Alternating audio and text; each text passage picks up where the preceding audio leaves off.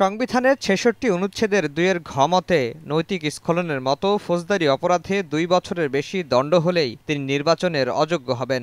এমনকি খালাসের পরও তাকে নির্বাচনের জন্য অপেক্ষা করতে হবে আরও ৫ বছর।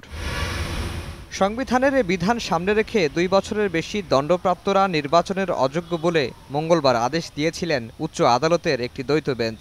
দণ্ড বা সাজা স্থগিতের কোনো বিধান নেই উল্লেখ করে আপিল বিচারাধীন দেখিয়েও নির্বাচনে অংশ নেওয়ার সুযোগ নেই বলেও মত দেন আদালত। হাইকোর্টের এই আদেশ বহাল থাকে আপিল বিভাগেও।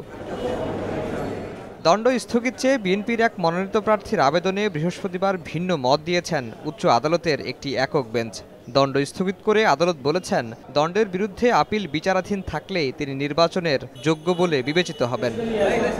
এই আদেশকে সাংঘর্ষিক উল্লেখ করে অ্যাটর্নি জেনারেল বলছেন, আপিল বিভাগে যাবেন তারা। যে কোনো দণ্ডপ্রাপ্ত ব্যক্তি তিনি যদি আপিল দায়ের করেন আর সে আপিল যদি পেন্ডিং থাকে, তখন তার সাজাটা অনারেবল হাইকোর্ট ডিভিশন যদি সাসপেন্ড করে, তাহলে তিনি আর্টিকেল 66 সাব আর্টিকেল 2D অনুযায়ী তিনি নির্বাচন করার অযোগ্য হবেন না। ডিভিশন বেঞ্চের বিপরীত ধর্মী আদেশ হলো এটা। এই আদেশের বিরুদ্ধে নিশ্চয়ই আমরা আপিল বিভাগ করব। এই অর্ডার দিয়ে যদি কেউ নির্বাচনে অংশগ্রহণ করতেও চায়, কিন্তু আপিল বিভাগ যদি এটাকে সেটিসাইড করে, তখন তার সে অধিকার থাকবে না। ফলে সাংঘর্ষিক এই অবস্থার সুরাহার জন্য আপিল বিভাগের দিকে তাকিয়ে আছেন আইনজীবীরা।